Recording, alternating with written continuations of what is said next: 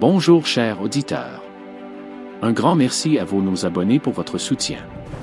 Si c'est la première fois que vous regardez cette chaîne, abonnez-vous et cliquez sur l'icône du pouce levé pour aimer cette vidéo afin d'être averti lorsqu'une nouvelle vidéo est publiée. Nous sommes heureux de partager avec vous le résumé de la leçon 13 pour le premier trimestre 2024. Le titre de cette leçon: Espère en l'Éternel. Prions. Notre Père qui est aux cieux. Merci pour cette leçon. Aide-nous à la comprendre. Seigneur, aide-nous à mettre en pratique ce que nous apprenons. Au nom de Jésus, nous te prions. Amen. Notre texte clé se trouve dans le psaume 27, verset 14. Espère en l'Éternel. Fortifie-toi et que ton cœur s'affermisse. Espère en l'Éternel. Chers auditeurs, nous en sommes à la dernière semaine de notre étude trimestrielle sur le livre des psaumes. Nous avons appris de nombreuses et merveilleuses vérités bibliques sur notre roi et juge. C'est lui qui nous a créés. Il nous sauve du péché. Il nous pardonne. Nos cœurs sont remplis d'espoir alors que nous attendons le retour de Jésus. Le dernier message que nous étudierons à partir du livre des psaumes porte sur l'attente du Seigneur.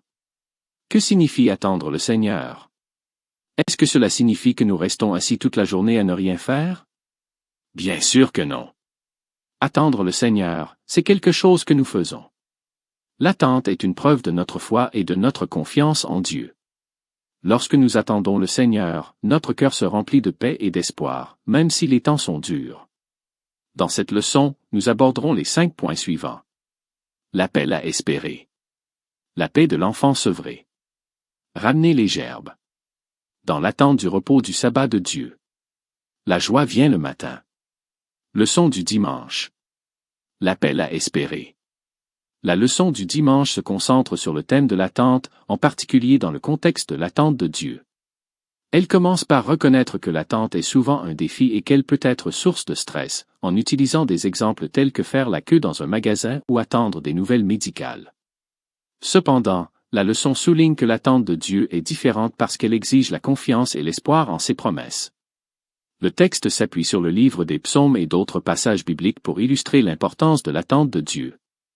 La clé de l'attente de Dieu est de ne pas perdre espoir ou de ne pas douter de ses promesses, mais plutôt d'avoir confiance qu'il arrangera les choses pour le mieux.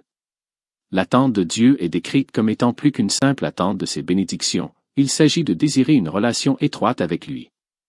La leçon met également en lumière le contexte plus large de l'attente dans la nature, tel que décrit par Paul dans le livre des Romains, où toute la création attend avec impatience le renouvellement de la terre par Dieu et le rassemblement de son peuple.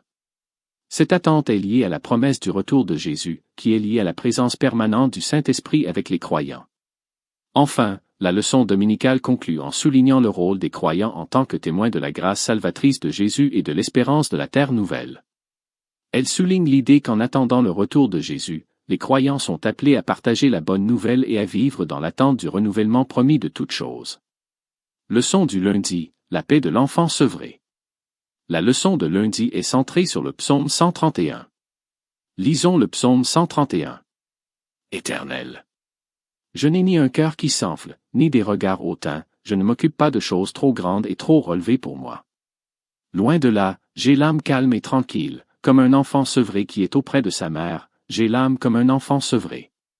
Israël, mets ton espoir en l'Éternel, dès maintenant et à jamais. Dans ce texte, le psalmiste exprime sa gratitude d'être considéré comme un enfant de Dieu et reconnaît la nécessité de dépendre de Dieu pour tout dans la vie. Cette reconnaissance de la dépendance conduit à un rejet de l'orgueil, car l'orgueil rend les individus aveugles à leurs besoins de Dieu. Le psalmiste oppose l'humilité des enfants de Dieu à l'arrogance des orgueilleux, soulignant que seul Dieu peut accomplir de grandes choses et que ses œuvres dépassent l'entendement humain. L'image d'un enfant calme et satisfait dans les bras de sa mère illustre la paix et la confiance que les croyants trouvent en Dieu. Leçon du mardi, ramener les gerbes. Les auteurs de la Bible ont souvent utilisé la moisson comme image pour enseigner aux Israélites des vérités bibliques importantes. Les gens travaillaient dur pour planter des graines et labourer leurs champs, leurs vergers et leurs vignobles.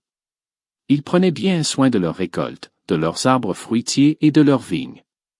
À la fin de la période de croissance, le peuple jouissait d'une récolte abondante. De la même manière, le peuple de Dieu travaille dur pour son royaume aujourd'hui. Leurs souffrances et leurs difficultés seront bientôt récompensées. Dieu leur donnera la couronne de vie à la fin des temps. Leur cœur sera alors rempli de joie. La seconde venue est comme une grande récolte. Après cela, Jésus commencera son royaume éternel sur la terre. Mais nous devons attendre jusqu'à ce moment-là. Tout comme nous devons attendre que les récoltes poussent, nous devons attendre de voir toutes les choses merveilleuses qui se produiront grâce au travail que nous faisons maintenant pour Dieu. Pensez à des moments où vous avez vu le Seigneur agir dans votre vie ou dans la vie d'autres personnes. Comment ces expériences peuvent-elles vous donner de l'espoir dans les moments difficiles? Le titre de la leçon de mercredi est « Dans l'attente du repos du sabbat de Dieu ». La leçon explore le psaume 92, un psaume qui loue Dieu pour sa création, sa victoire sur les ennemis et son rôle de juge équitable. Elle souligne la double nature de la louange dans le psaume, qui célèbre à la fois les œuvres passées de Dieu et la paix qu'il promet d'apporter à l'avenir. Le texte souligne l'importance du repos du sabbat, l'attribuant à la souveraineté du Seigneur et à sa volonté de venir en aide à ceux qui crient vers lui. La gratitude du psalmiste s'étend à toutes les créations de Dieu, suscitant un sentiment d'amour et d'adoration envers le Créateur.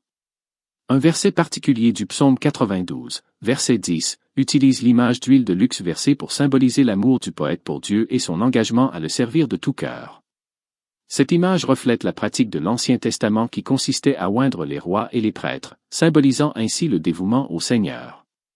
La leçon relie le thème du don de sa vie à Dieu au concept de l'observation du sabbat, en soulignant que le sabbat est un signe de l'alliance de Dieu avec son peuple et un moyen pour lui de se fier à ses promesses. En conclusion, le psaume 92 offre un message d'espoir en célébrant les actions passées de Dieu, sa promesse de paix future et la possibilité pour les croyants d'exprimer leur amour et leur dévotion par le repos du sabbat et le service inconditionnel du Seigneur. Leçon de jeudi, la joie vient le matin. Dans le livre des psaumes, le matin est le moment où le peuple attend que Dieu vienne le sauver. Le matin est aussi une image de la faveur et de la bénédiction de Dieu. Le matin met fin à la longue nuit. La nuit est l'image du trouble et de la tristesse. Dans le psaume 143, lorsque Dieu sauvera son peuple, il inversera la situation. Il mettra fin au péché et à la mort. Il transformera les ténèbres en la lumière d'un nouveau matin. Jésus s'est réveillé d'entre les morts le matin du 3e jour après avoir été cloué sur la croix. Lorsque Jésus s'est réveillé d'entre les morts, il a ouvert un chemin pour que la famille humaine soit sauvée en son nom. Lorsque Jésus s'est réveillé d'entre les morts, ses disciples ont pleinement compris la promesse du psaume 30, verset 5, qui dit « La nuit peut être remplie de larmes, mais au matin nous pouvons chanter de joie. » La faveur et l'amour de Dieu sont les seules choses qui transforment nos larmes en joie. Jésus est appelé l'étoile brillante du matin. L'étoile du matin annonce le début d'une nouvelle journée. Nous attendons que Jésus, l'étoile du matin, commence son royaume. À ce moment-là, il n'y aura plus ni nuit, ni mal, ni mort. Plus que tout, nous attendons ce moment de tout notre cœur. Il est certain que l'attente en vaut la peine. Chers auditeurs, pour terminer, le livre des psaumes nous demande d'attendre le Seigneur. Lorsqu'il est difficile d'attendre, nous devrions nous souvenir des disciples de Jésus le jour où celui-ci est retourné au ciel. Jésus a été élevé dans le ciel sous leurs yeux. Ils sont restés sur terre pour attendre son retour à un moment donné dans le futur. Jésus a dit à ses disciples d'attendre la promesse du Père de leur envoyer le Saint-Esprit. Les disciples sont retournés à Jérusalem et ont fait tout ce que Jésus leur avait dit de faire. Ils ont attendu le don du Saint-Esprit. Puis ils ont prêché la bonne nouvelle de manière puissante aux habitants de Jérusalem. En continuant à attendre le Seigneur, nous trouverons la paix dans le livre des psaumes. Nous rencontrons Dieu chaque jour dans ses prières et ses chants. C'est la fin de cette leçon. N'hésitez pas à la partager avec vos amis et vos proches. Que Dieu vous bénisse.